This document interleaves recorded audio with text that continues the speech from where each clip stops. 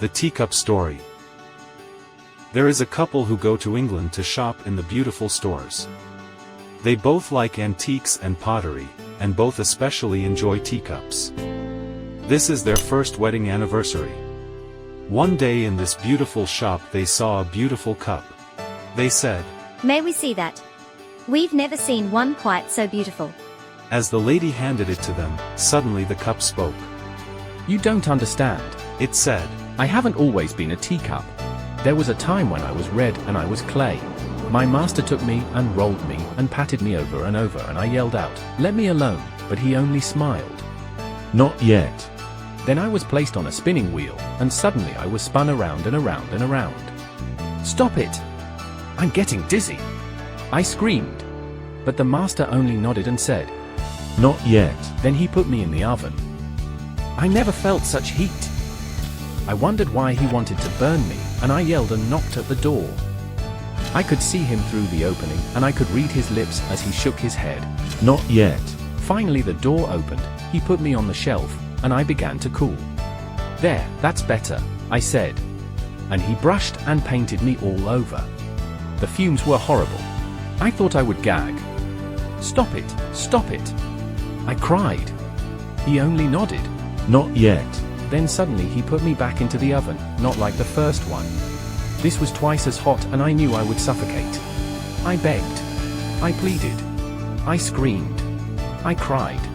All the time I could see him through the opening, nodding his head saying, Not yet.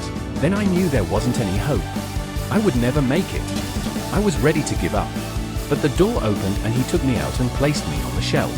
1 hour later, he handed me a mirror and said, Look at yourself. And I did.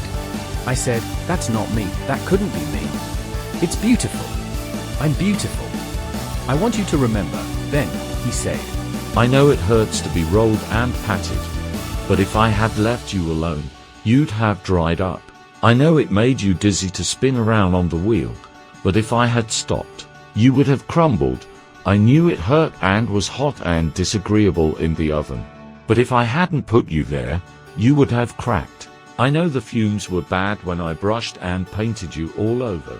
But if I hadn't done that, you never would have hardened. You would not have had any color in your life. And if I hadn't put you back in that second oven, you wouldn't survive for very long because the hardness would not have held. Now you are a finished product.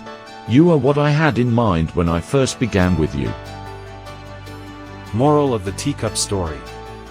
God knows what He's doing, for all of us. He is the potter, and we are His clay.